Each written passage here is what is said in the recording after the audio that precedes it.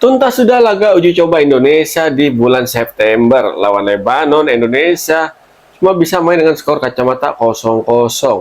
Yang patut disayangkan di pertandingan tadi adalah Lebanon nggak berani main keluar menyerang. Gue sih berharap Lebanon kayak tim-tim Timur Tengah lainnya tuh main dengan high pressing, mainin bola-bola cepat dan variasi umpan-umpan pendek di area sepertiga akhir pertahanan Indonesia. Ternyata itu nggak dilakuin. Ada sih satu peluang berbahaya di Lebanon di babak kedua tuh di awal-awal, tenang mainnya tapi bisa ditepis sama Emil Audero. Ya kalau kita lihat sih tadi ya secara permainan Indonesia sama Lebanon memang agak jomplang dari ball possession-nya. Dan lagi-lagi Indonesia ketika menghadapi tim yang main bertahan rapat atau maupun tim yang main dengan high pressing, dengan high intensity, Indonesia kesulitan untuk mengkreasikan peluang. Kita nggak ngomong gol dulu ya, dalam hal mengkreasikan peluang aja kita kesulitan. Bagi tadi itu sepanjang pertandingan, catatan gue ya, tolong dikoreksi kalau ada yang salah, ini Indonesia nggak punya satupun shoot on target.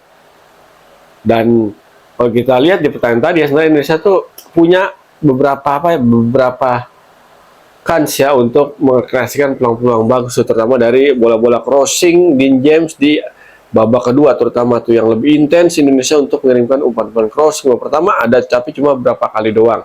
Dan Lebanon tadi benar-benar bertahan dengan sangat-sangat mantap banget. Benar-benar main dengan low block, dengan garis pertahanan rendah banget, dan sukses membatasi ruang gerak pemain andalan Indonesia itu Miliono Jonathan, yang notabene pergerakan Jonathan sini sangat-sangat berbahaya kalau diberikan ruang yang sangat-sangat lebar di area pertahanan lawan. Dan tadi Lebanon sukses tuh membuat Miliono kurang keluar nih, gocekan lihainya sepanjang pertandingan. Tapi di sisi kiri atau di sisi kanan pertahanan Lebanon tadi babak kedua kita lihat Dean James ada perubahan, berkali-kali bisa ngirimin umpan-umpan crossing, tapi sayang banget umpan-umpan crossing manis dari Dean James nggak ada satupun yang bisa dikonversi menjadi gol. Nggak apa-apa, kan baru laga uji coba. Nah, baru uji coba ya, kita mencoba segala sesuatu hal ya kan.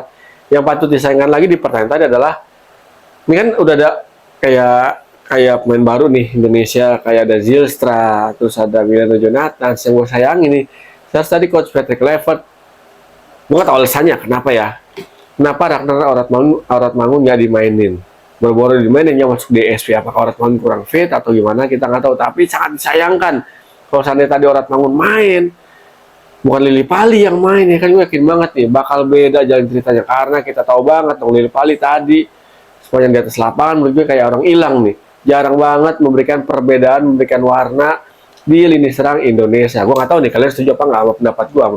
Menurut gue tadi Lily Pali ya nggak bikin lini serang Indonesia menjadi lebih greget ya kan. Ya kadang cuma ya ada aja di atas lapangan, jarang banget dia memberikan pergerakan yang sangat-sangat bisa memberikan ruang bagi pemain lain. Iya sih tadi ada satu kali Lily Pali tapi masih ngaung di atas mistar gawang. Seandainya tadi Ragnar Oratmangun, gue yakin banget nih lini serang kita di sisi kiri ini bakal lebih hidup, bakal lebih satset dalam membongkar lini pertahanan lawan. Tapi saya gue nggak tahu nih apa yang ada di benaknya coach Patrick Kluivert, kenapa milih Lily Pali yang dimasukin sementara Ragnar Oratmangun dipinggirin. Apakah Ragnar Oratmangun belum fit? Ya kita nggak tahu kan, cuma tim pelatih yang tahu jawabannya. Menurut gue sih nanti untuk pertandingan berikutnya di babak round keempat, babak kualifikasi Piala Dunia, menurut gue sih Lily Pali jangan dipanggil dulu ya. Lily Pali juga jangan dipanggil dulu. Kok Beckham boleh lah ya, karena tadi ya menurut gue ya masih Oken Ragnar lah ya di sisi kiri. Lily Pali kurang memberikan warna bagi permainan timnas Indonesia saat ini. Kalau kita lihat lagi tadi kan coach Patrick Kluivert juga mencoba duet baru nih di center back dengan pola 4 back sejajar ya, yaitu Kevin Dix sama Jay Ijes ya. Secara permainan oke menurut gue ya. Oke-nya kenapa ya, karena ya Lebanon juga jarang-jarang juga, tapi ada berapa kali kesempatan Lebanon untuk melakukan tekanan ke daerah pertahanan Indonesia. Satu sempat lolos dan berbuah jadi shoot on target, dan sisanya ya bisa dibendung sama para pemain bertahan Indonesia. Seandainya Lebanon lebih berani main keluar menyerang, aduh bakal lebih enak tuh. Kita bakal lebih kelihatan tuh bagaimana kualitas dan kekompakan dari duet baru center back Indonesia nih, Kevin Dix sama coach Captain Jay Ijes. Sementara Verdong tadi juga menarik banget nih. Verdong dengan formasi awal 4 back sejajar, Verdong semangat inverted nih ke lini tengah untuk mendampingi Joy Pelupation. Itu sangat efektif menurut gua ya. Ini mirip-mirip kayak Zinchenko di Arsenal musim kemarin nih, di eranya Arteta sering banget inverted ke lini tengah untuk mendampingi DM ataupun mendampingi AM ketika menyerang ataupun transisi ataupun saat bertahan. Efektif di Ferdinand di situ, tapi menurut gua ya tadi ya itu dia lagi-lagi di sisi forward sebelah kiri terus harus tadi bisa kalau lebih hidup aja gaya bermainnya itu bakal lebih enak tuh, dan Ferdinand bakal lebih leluasa untuk memberikan umpan-umpan kunci untuk membuka ruang di lini pertahanan lawan. Tapi ya susah. Sekali lagi ya, mengandalkan Lily Pali susah banget, bos. Kualitasnya levelnya beda. Ditambah lagi Lily Pali umurnya udah nggak muda lagi kan, udah di atas 33 umurnya. Menurut sih itu sih nanti Arab Saudi mendingan Ragnar lah yang dimainin, serius banget. Mendingan Ragnar dimainin dibandingin sama Stefano Lily Pali. Untuk sisi back kiri ya mungkin untuk nanti di round keempat kayaknya sih ya gue lebih prefer di kiri ya, Verdong, Dean James sama Shane Patinama ya. Yance kurang menurut gue tadi kan.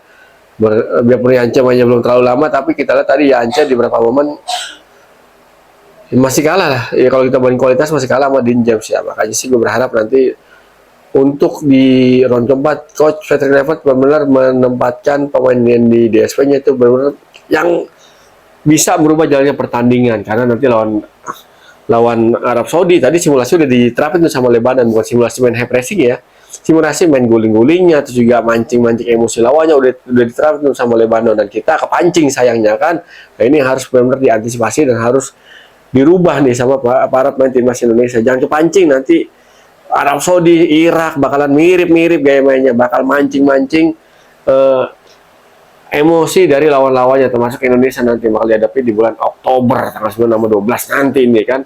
Mesti waspada skuad timnas Indonesia, fokus aja udah, dia mau guling-guling mau kayak gimana jangan kepancing.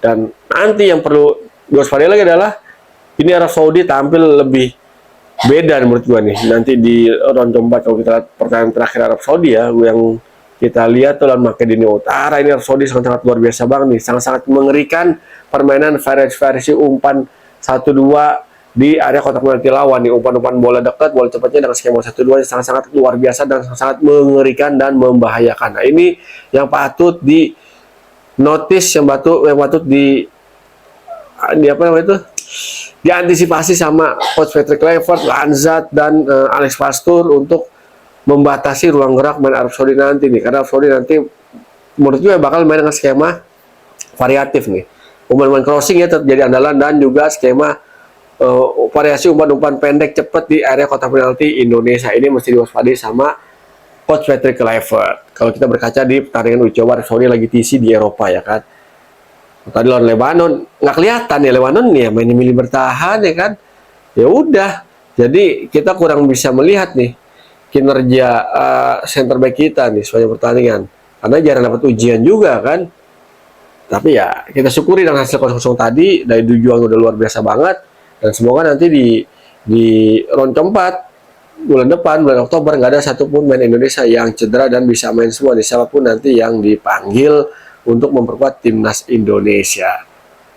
Yang penting mah dukung terus perjuangan timnas Indonesia untuk tampil di Piala Dunia 2026. Jangan bosan-bosan untuk support tim kesayangan kita, dan kita doain semoga Indonesia lolos ke Piala Dunia 2026 dan bisa menangin 2 pertandingan tuh, lawan Arab Saudi sama lawan Irak nanti tanggal 9 sama 12 Oktober 2025. Dan thank you juga yang udah support channel YouTube gua, sehingga channel YouTube gua makin berkembang nih dengan cara nontonin, like, subscribe, komen, dan share. Thank you banget. Saya Joko pamit, ketemu lagi bersama Gary Wancan di konten Pundit Awan berikutnya. Salam olah bola.